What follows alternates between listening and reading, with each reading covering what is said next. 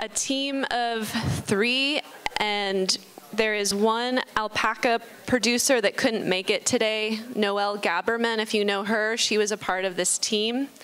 She's a Sebastopol producer. And so just so you know, the design is the same. The soil starts over to the right, and then we go up to the designer. So this team is organized similarly, and Aaron is putting the piece that was created.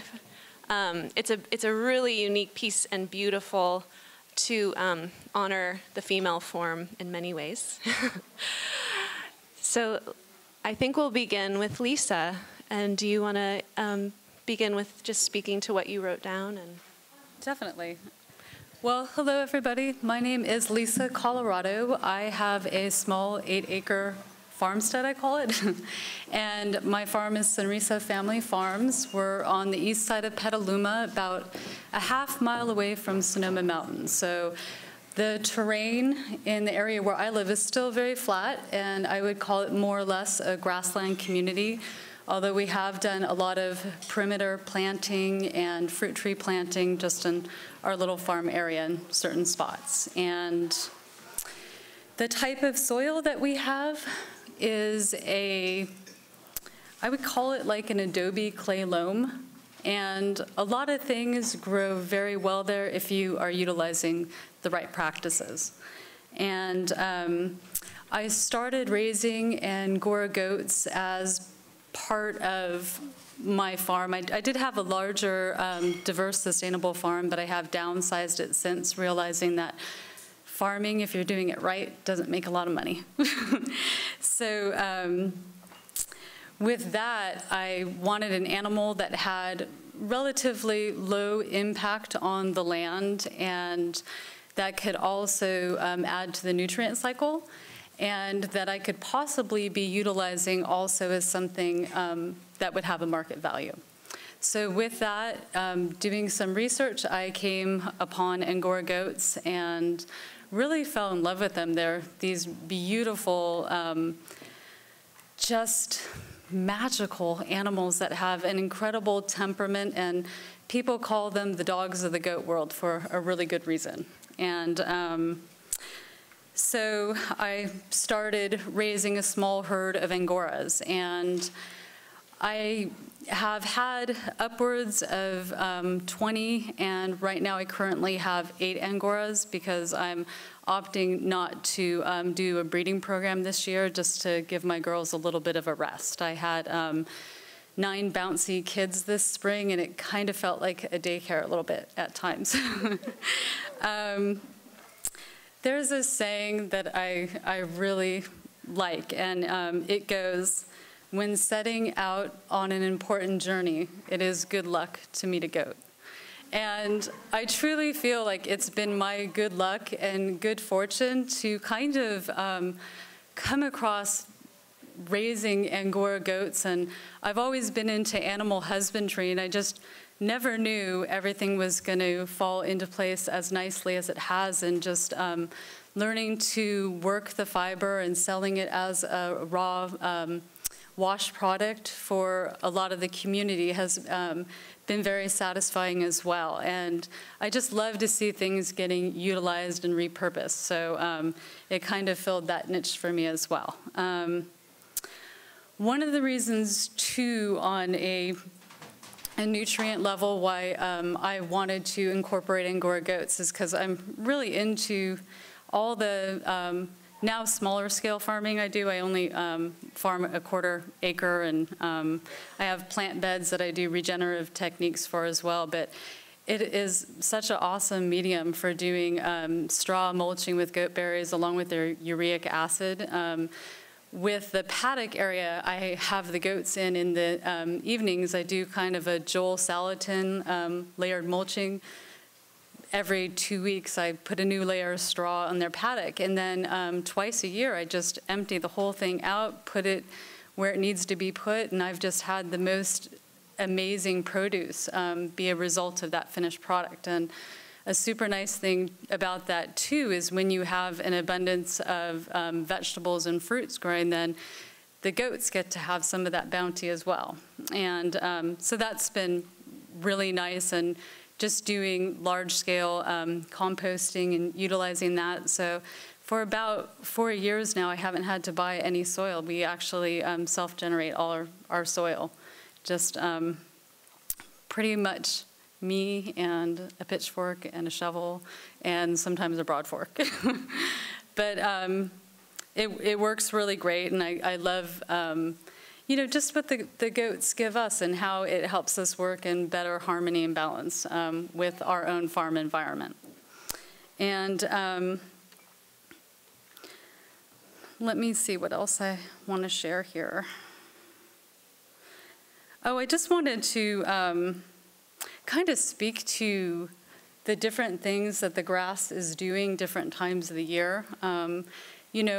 This time of year, it seems to be more important to have your animals like not being hard on the land. And so for me, what that means, and it's a little bit easier having goats, which are browsers, is that I let my goats out 2 times a day, once in the morning, once in the afternoon. They get to, browse 8 acres. So they just kind of have their route. They kind of cruise around the whole property. They always pretty much follow the same pattern. And they browse the under canopy of trees. So a lot of like the redwoods and willows. And I have some river birch and different trees and blackberries and weeds. So, and like some of the trees that are irrigated along my, where the fruit trees are, they just graze and browse that whole area. So they're still getting a lot of good stuff, but I definitely am supplementing them with bales of orchard grass. And then in the spring, it's a way different animal. I mean, when you first have the first flush, or hopefully the second flush, or the third, depending on the year, I can really be doing a nice job of doing pasture rotation for them. So I have like a 3-strand electric rope fence that I utilize with a solar charger, and I will just move them from spot to spot till they graze down to a certain point. And it's been really neat seeing with what they've done. I've actually had in one of the pastures, that's 3 acres, I had last spring buttercups, like so many of them for the first time. So it almost seems like, some of the secondary, foliage that wouldn't normally be allowed to come up has actually been allowed to, which is really a nice thing. And then I just wanted to say, like all of you here, on a heart level, I feel that regeneration with the natural world is just so crucial at this time and place where we're at. And I really felt honored to be asked to be part of this process. I really just contributed a tiny bit of mohair locks. There weren't too many, but it was nice to be included, and it feels really special to be part of this day. So thank you.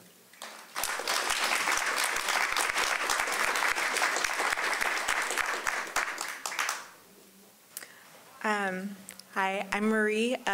So I actually did 2 aspects of this. I was both a producer, so I provided wool from my sheep, and then I was also the spinner. So sort of like Robin being in the spinner's position, I kind of found myself as like sort of the focal point where like everybody was sort of linking into me. And so I had the interaction with the other producers, with Lisa and with Noelle, who's alpaca. We blended together with my Wassant sheep wool. And then I also was conversing with Jen about the design and what she wanted. And so I found that really interesting to be in that position where all of a sudden like the spinner became like the sort of like the integral link between the land, the animals, the producers, and like the finished crafted product that was actually going to go on somebody, we hope.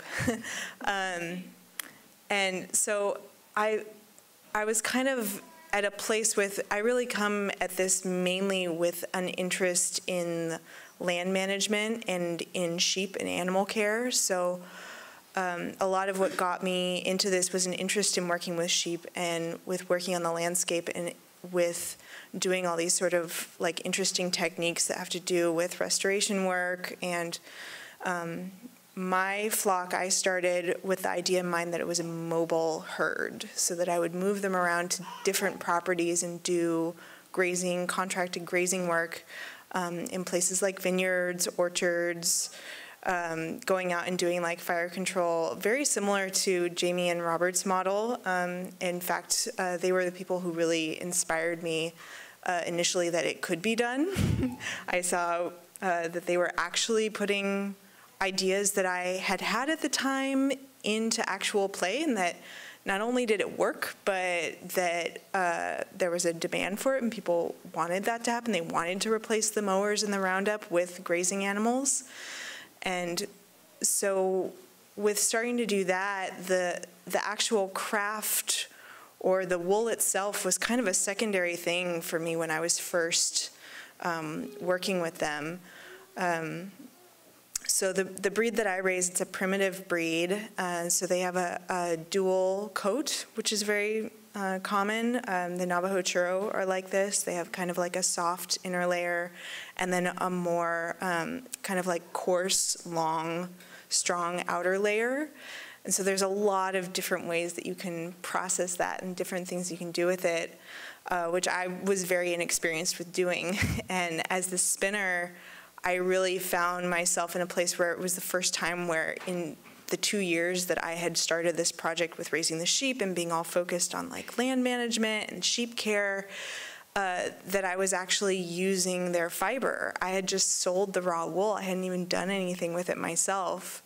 I had been learning spinning just as a thing that kind of went along with raising fiber animals, and liked it, and so I kept doing it. And it was kind of like that like secret thing you do where you're just kind of like, I don't know what to do right now, I can't make any decisions, I'll just I have all this fiber around me, I'll like spin some of it. But it was never mine. It was because I had all this fiber around me because I do the farmers markets for the Fibershed. So I had other people's fiber that was all prepared and nice, and it was such a great excuse, and I could just like do these little samples. So when I agreed to do this, I was like, oh yeah, I can spin. I'll be a spinner for this project. And I had spun like, you know, like a couple of ounces at a time here and there. And so Jen was like, oh, I need about 1,200 yards. And I was like, okay. And like had no idea what I was signing up for. I did not know.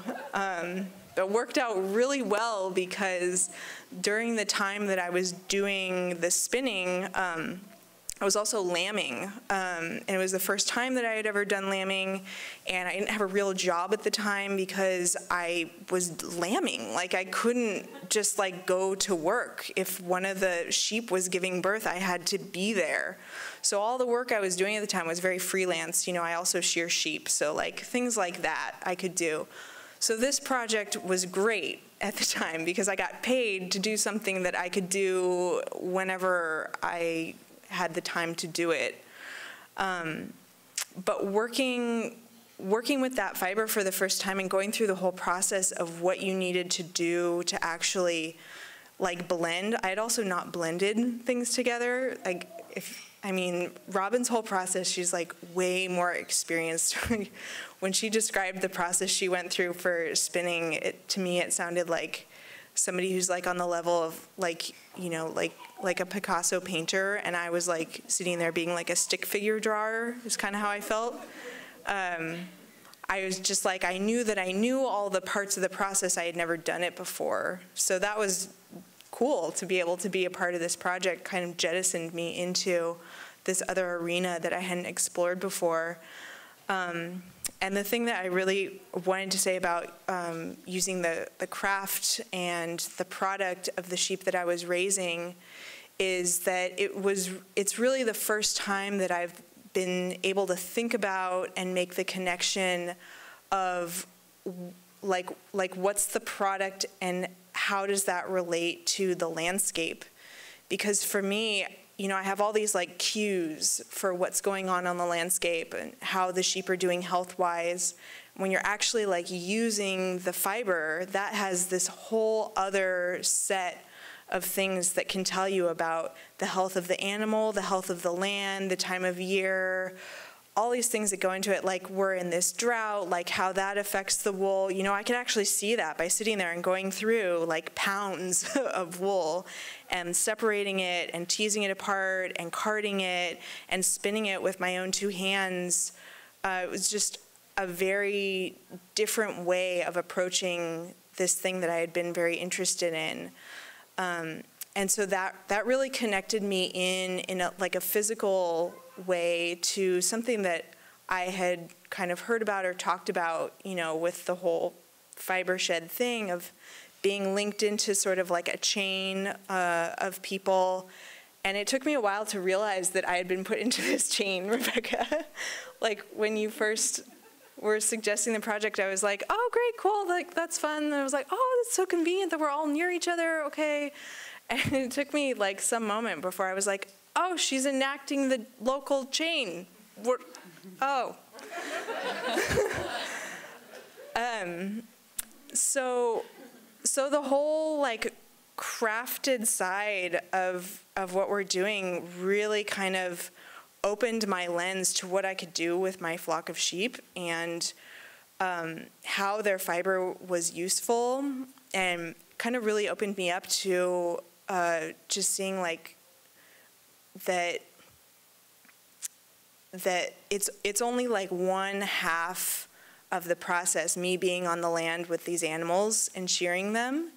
And there's this sort of whole other side to it, other world of it that involves the sort of like being able to blend different kinds of fibers together and seeing how they work and seeing how the yarn comes out and the design, like the whole, like everything that Jen did, you know, I have no idea like how you make things like fit onto somebody's body, and getting it out into the economy. Like these were prototypes that we made, but really setting the stage with those prototypes for other people to come in and be like, oh, well, let's start a local jean company then if you can make those pairs of jeans, you know, like I'll do that. Or like, let's have a, you know, like it's becoming really popular like with the radius yarns and the pioneer yarns for yarn shop owners themselves to be going out and sourcing raw fiber and doing sort of like designed or designer yarns, and sort of taking that on of they're sort of blending the landscape together. And so Erin is pushing me on with time. But I wanted to end by saying, so this is like the first thing that I've ever made with my own sheep's wool, which, thank you. So this is wool that I raised, sheared, washed, spun, and wove. And to me, this little bit of indigo is, it's kind of like the Salmon Creek, which is, I'm in the Salmon Creek watershed currently. So that's what's going on with this piece. And so thank you also to Rebecca for, so everyone can see.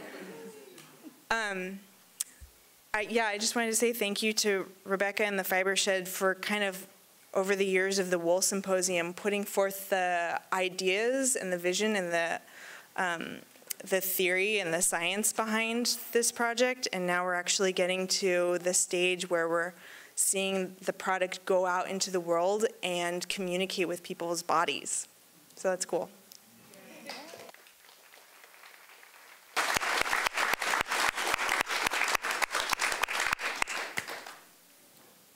Well, I had no idea that Marie wasn't like a well-seasoned spinner. When I went out to meet her in her studio, we kind of just like talked about what type of yarn I like to work with, and like as far as like gauge and like texture and what color. She had like all these different fibers, and so we really worked together at like designing the yarn. And then right there, she was like spinning it for me, like, how about this?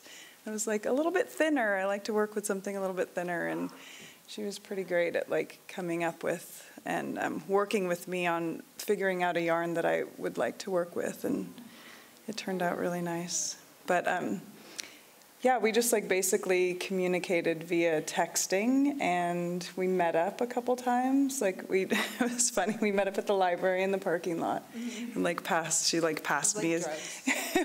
So it was like, I have your hank of yarn for you. Okay, you're getting off the freeway. I'll be there in 20 minutes. And yeah, in the beginning, I didn't have like a particular design in mind before I had the yarn, and so I kind of had to like, okay, I want to make something that I haven't made before, and that was kind of challenging because I didn't have a pattern, and I just basically like worked with measurements, but I didn't know who was going to wear the sweater, so I had a friend like, I'm like, come over, I need to measure your body right here, and it worked. Yeah, it was a good experience. Any other? I didn't design the piece for my body, but I kind of like imagined, I didn't know if the models were going to wear something underneath it, but I did design it to be the plunging neckline. I know in the fashion show they wore it backwards, which I thought was great also, but I think the undergarments were limited, or I don't know. Anyways, but I like.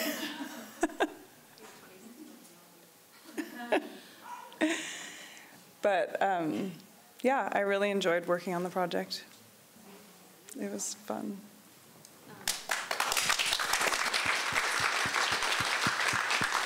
I'll take one question.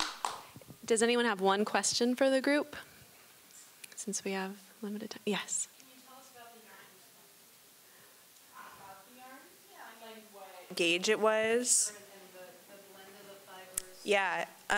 So I pretty much as evenly as possible blended the fibers. I was, as I said, inexperienced with blending at the time, so I was just like, well, I'll just put it all together in the carder at once. But I was trying to make like a somewhat even yarn. I wasn't going for something that was like more sort of like rustic, or I was going for basically like a gauge that was like somewhere in between DK and worsted, but like closer to DK. So when I was putting them together, I had to like kind of experiment with how that would go because I'd never worked with mohair before at all. I'd worked with alpaca just a little bit, and I found that the way to blend them together for what I was doing really was to just like put them all together into the carder all at once and have it come out the other end, because I found that like the mohair and the alpaca actually ended up having this sort of quality that mirrored like my primitive sheep's fleece, with what I was saying before, so the primitive wool having like the downy part and the outer coarser part. The mohair was kind of like the outer coarser part because it's really strong and really long, but it's really shiny, so it was fun. And the alpaca is very soft and very light, and so those three fibers I found actually like blended together really well and complemented each other really well. So it turned out to be really easy to spin because it had like all of those aspects of being like really soft, really spongy, really strong, really kind of silky from the mohair, and yeah. Thank you, and thank you all.